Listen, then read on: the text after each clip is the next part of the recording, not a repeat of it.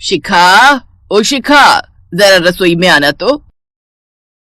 सुन, तेरे बाबा को काम पर जल्दी जाना है तो तू जरा ये सब्जी बना ले, मैं तब तक झाड़ू लगा देती हूँ। अब माँ, झाड़ू मैं लगा देती हूँ ना, सब्जी आप देख लो। अरे कुछ नहीं करना है, सब्जी काट दी है मैंने, बस तू छौंक लगा दे। तभी तो कह रही हूँ, वैसे भी आप कितना काम करती हो, फिर झाड़ू भी लगाओगी।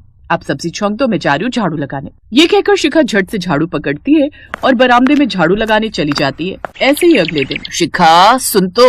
हाँ माँ बोलो। सुन, मैं ये छत पर कपड़े डालने जा रही हूँ, तू एक काम कर, दाल में तड़का लगा दे बस। माँ लाओ ना, कपड़े मैं डाल आती हूँ। रहने दे, तूने सुबह से झाड़ू पोछा सब कर दिया है, कपड़े बहुत सारे, मैं कपड़े डाल देती हूँ, तू बस दाल में तड़का लगा दे। अरे माँ, मेरे होते हुए आप इतनी मेहनत क्यों करती हो, मैं डाल आती हूँ ना कपड़े, लाओ दो मुझे।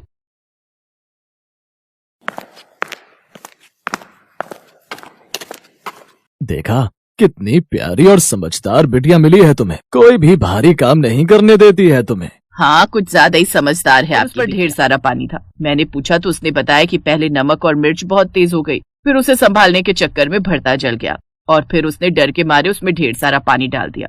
ओहो, फिर? आपको काम पर जाने के लिए देरी हो रही थी, ऊपर से घर में कोई और सब्जी भी नहीं थी, तो मैंने गुस्से में शिखा को 2 थप्पड़ लगा दिए उस दिन। अच्छा, मतलब उस दिन से उसके अंदर रसोई और मसालों का खौफ बैठ गया। हाँ, ऐसा ही कुछ समझिए।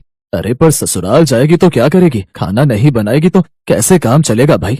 अभी कहाँ जा रही है ससुराल, मैं सब सिखा दूंगी उसे, अब चिंता मत करो। शिखा की उम्र शादी के लायक हो चुकी थी, पर उसे भी अभी भी खाना बनाना नहीं आता था, और इससे पहले कि उसकी माँ सुलक्षणा उसे खाना बनाना सिखाती, एक दिन वो बहुत बीमार हो गई। रामस्वरूप ने उसका बहुत इलाज कराया, पर उसे बचाया नहीं जा सका। सुलक्षणा की मौत ने शिखा और रामस्वरूप को तोड़कर रख दिया। और फिर एक दिन।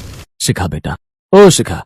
रामस्वरूप ने शिखा को कई आवाजें लगाई, लेकिन वो पता नहीं कहाँ खोई हुई थी। उसकी हालत देखकर रामस्वरूप भी उदास हो गया। फिर उसी शाम पास वाले मंदिर में। हे भगवान, ये सब ऐसा क्यों कह रही हो? तुम्हारी बिटिया को रसोई में काम करने में आफत आती है। पर उसे तो मैंने रसोई में देखा है कई बार। केवल देखा होगा, खाना बनाने से वो जी चुराती है। मैं बहुत कहूंगी तो सब्जी वब्जी काट देगी, लेकिन ना तो कभी मसालों को हाथ लगाएगी और ना कभी तड़का लगाएगी। पर ऐसा क्यों?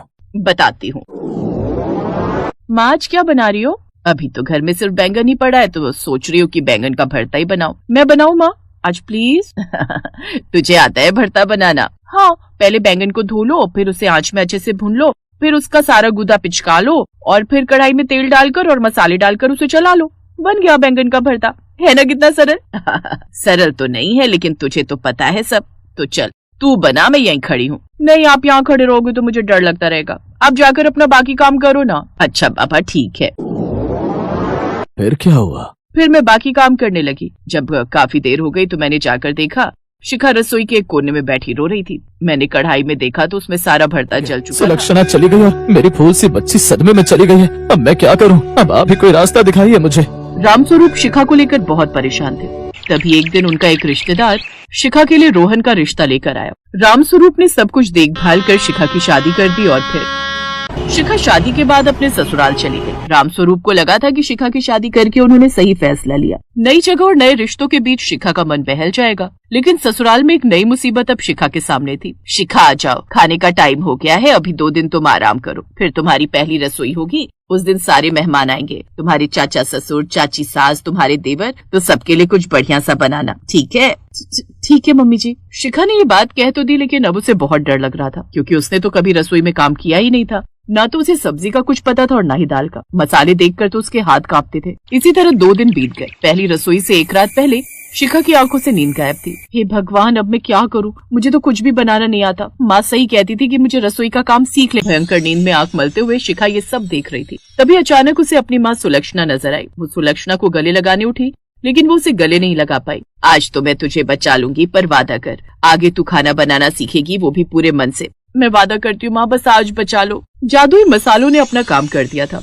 परिवार में सबको शिखा का बनाया खाना बहुत पसंद आया और सबने शिखा की जमकर तारीफ की। देवयानी भी शिखा से बहुत खुश थी।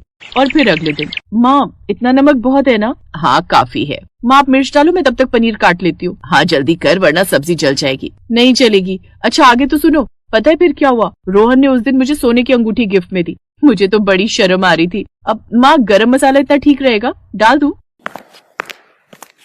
बहू किससे बात कर रही हो? जी वो माँ। शिखा ने जिस तरफ इशारा किया वहाँ कोई नहीं था और फिर कुछ नहीं मम्मी जी, वो मैं जब भी खाना बनाती हूँ तो माँ को याद कर उन्हीं से बातें करने लगती हूँ। बस फिर कुछ जादू सा हो जाता है और सब कुछ आसान हो जाता है। अच्छी बात है बेटा, पर अब तुम मुझे अपनी माँ समझो। कहीं भी कोई परेशानी आए तो मुझसे कहना, ठीक है ना? ये कहकर देवयानी ने शिखा के सिर पर प्यार से हाथ फेरा और फिर शिखा ने कभी खुद को अकेला महसूस। मैं तो सीखने ही वाली थी पर माँ तुम ही मुझे छोड़कर चली गई। अब मैं क्या करूँ? अब मेरी डांट तो पड़ेगी पर सब लोग तुम्हें भी कोसेंगे कि बेटी को कुछ नहीं सिखाया। मेरी बेवकूफी की वजह से अब तुम्हें भी भला बुरा कहा जाएगा। मुझे माफ कर दो माँ। ऐसे ही सुबह हो गई और फिर अरे शिखा, तुम तो बहुत जल्दी उठ गई। शाबाश। अब एक काम करो, जल्दी से तैयार हो जाओ। आज तुम्हारी पहली रसोई है ना, थोड़ी ही देर में सब लोग आते होंगे। ये सुनकर शिखा के हाथ पांव फूलने लगे। अब तो दोहरी मुसीबत थी। शिखा सारी रात की जागी हुई थी, वो रसोई में चली गई और कुछ ही देर में उसे मेहमानों की आवाज सुनाई देने लगी। माँ कहाँ हो तुम? मेरी मदद करो वरना आज तो मैं गई।